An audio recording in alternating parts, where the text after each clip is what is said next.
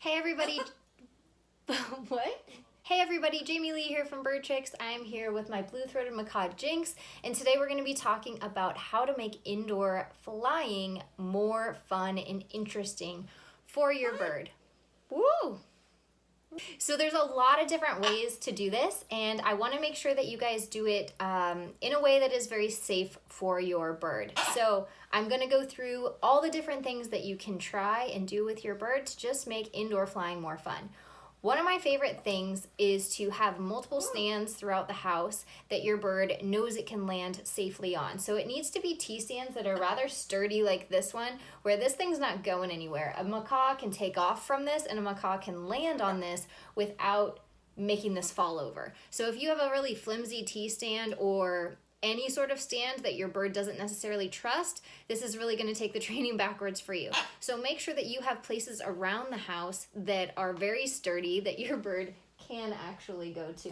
Oh, I have a funny little thing there that you are going to enjoy chewing on. Maybe? Bub, where's your bub? All right, jacket's coming off because JINX found a fun little plaything on it. What's your nickname? Bubba. Yeah, it is Bubba. Can I have a kiss? Oh, he can kiss with his mouth full. Okay, so let's just dive into this.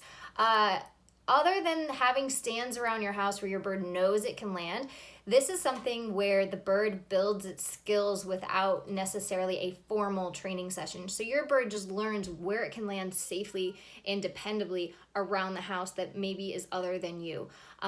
This is a great form of exercise for your bird to give itself, and a great way for your bird to work on its skills without you necessarily involved.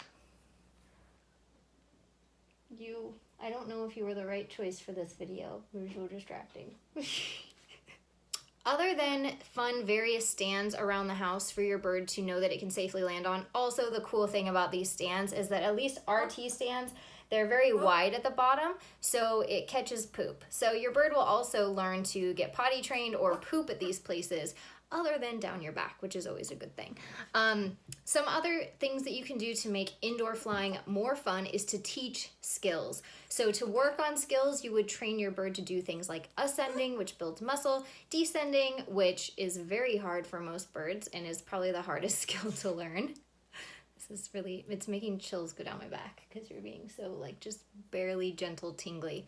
I forgot what I was saying. Oh, flying around corners, through doorways. I know that for us specifically, our galahs are so much fun to have in the house because when they learn to navigate a house properly, they will just go crazy and have these freak outs with these flies where they're super excited, they're celebrating, and they just take themselves all throughout the house to do so. And then they find their way back. What is up with you?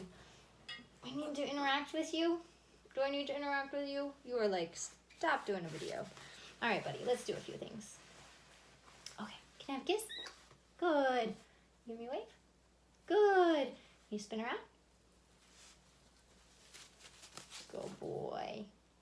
So along the same lines as working on different skills and upping the skill level of your bird is also playing the game of hide and seek. So teaching your bird to kind of play hide and seek / Marco Polo, where you kind of exchange contact calls in an effort for your bird to come find you.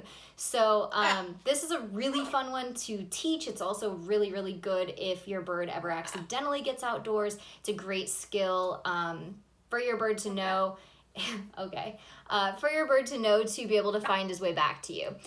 There's a lot of training behind the scenes that goes into this, but the basic premise, I'm sure most of you guys can probably figure out at home, especially if your bird is already an indoor flyer and wants to be with you.